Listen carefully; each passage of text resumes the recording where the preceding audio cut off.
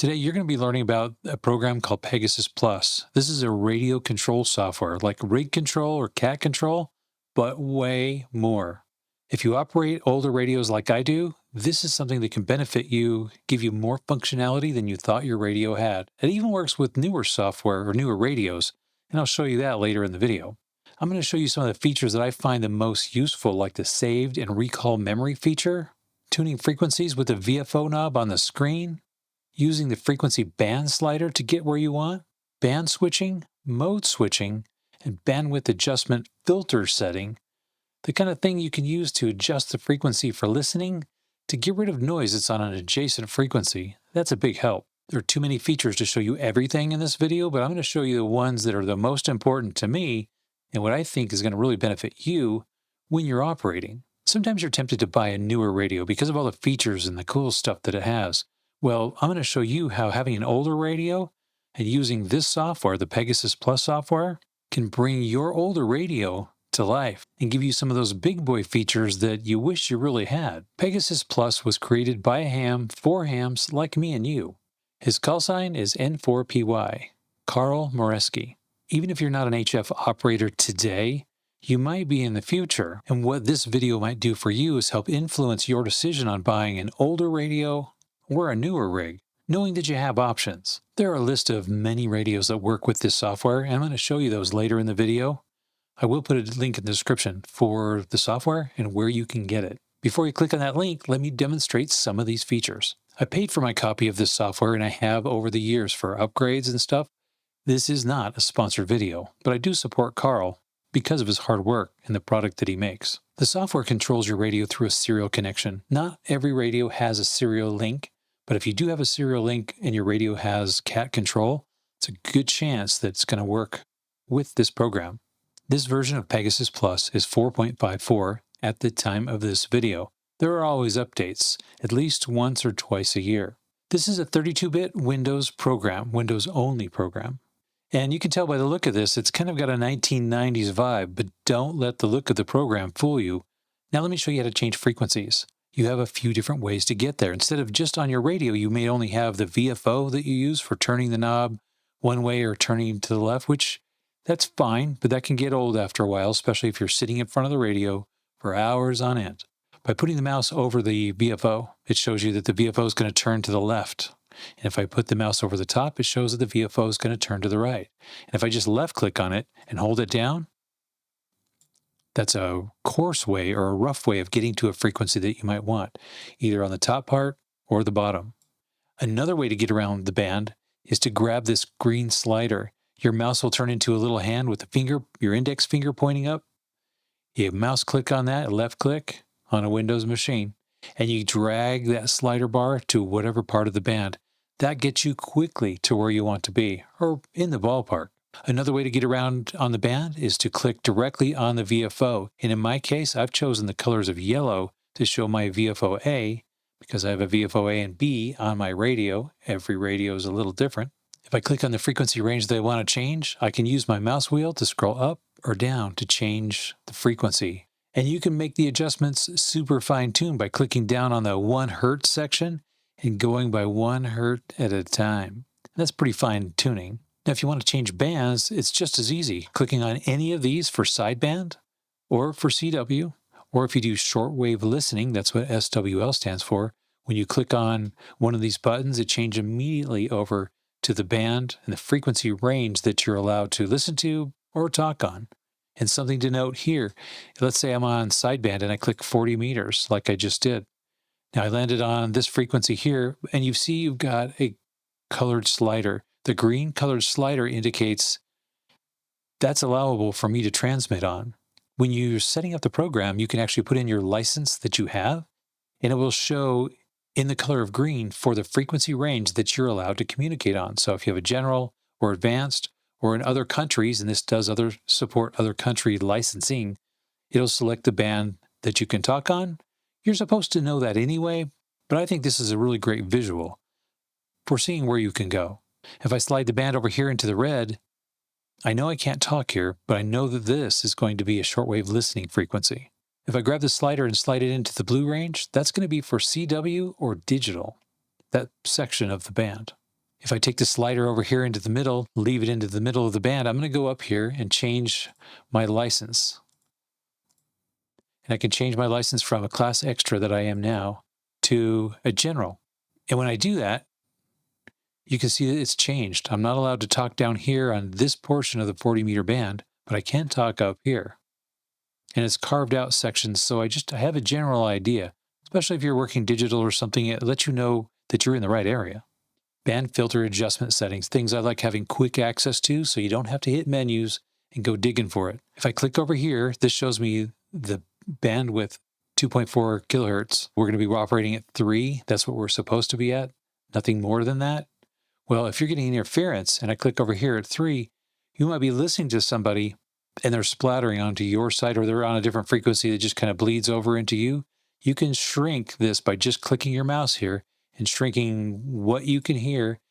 It'll change the sound of their voice, but it will help notch out or null out the noise from an adjacent frequency. Sometimes that's just what you need to be able to make that last contact. Another cool feature is the memory.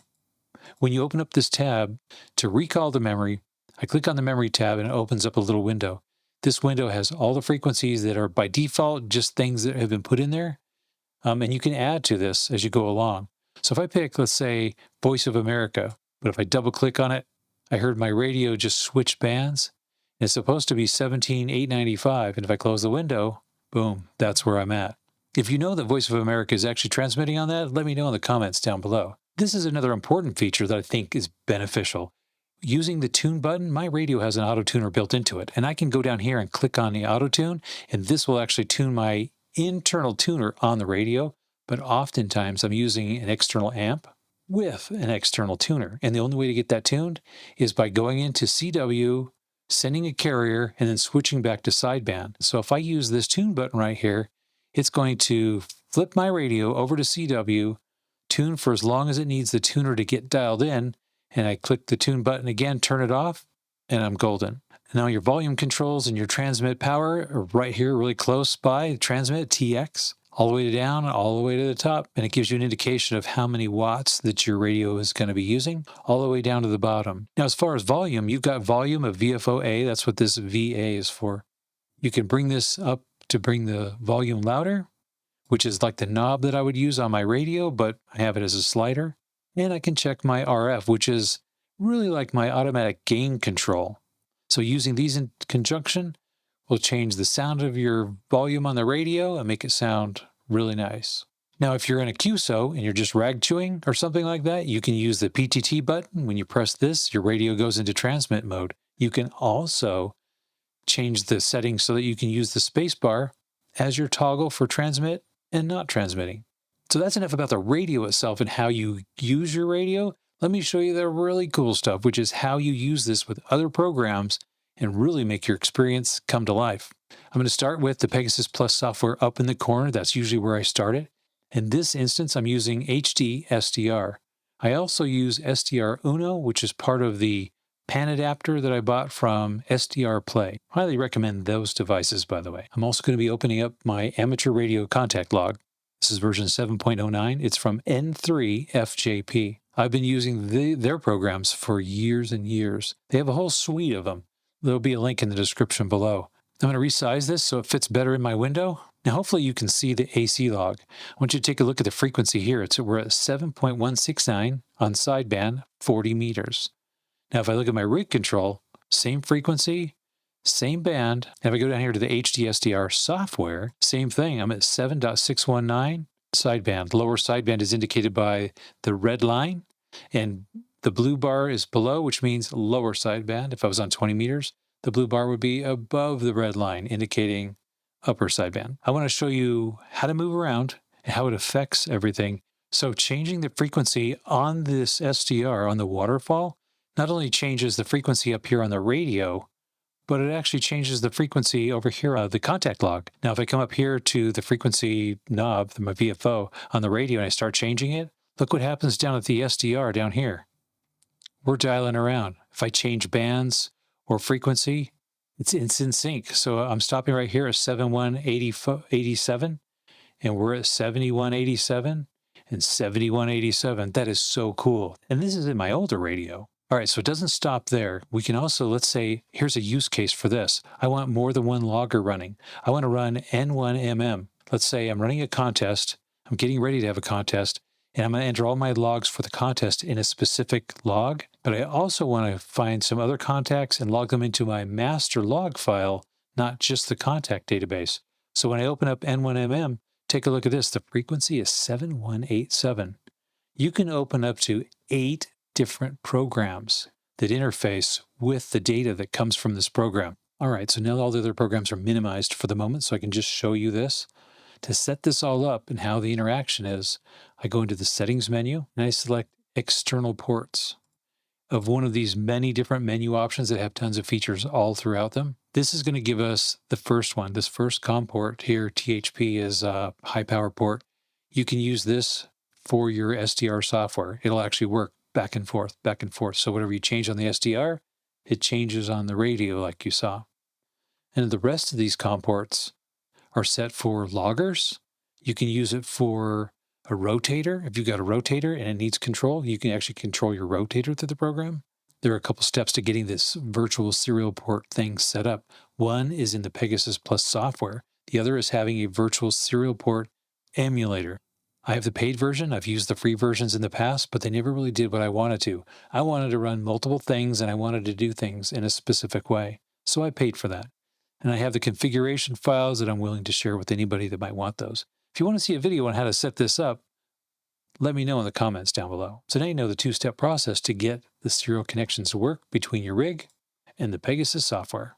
There are so many more features that I don't even remember them all. And when I don't remember them, the easy way to get help is to click on the help file, built-in 144-page help file with everything that you could need to know about how to use the program, how to make it interface with your machine. And I use this all the time.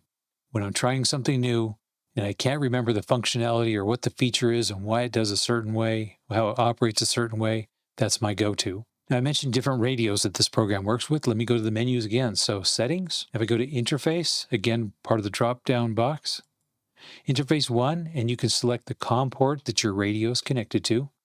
And in my case, I've got a bunch of Omni stuff, and there are some different radios here that you can select.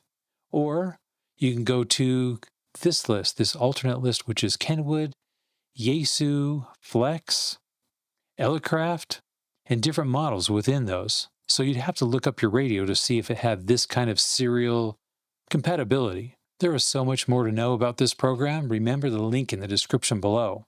Check out one of these videos right here to learn more about portable operating, and I'll see you over there.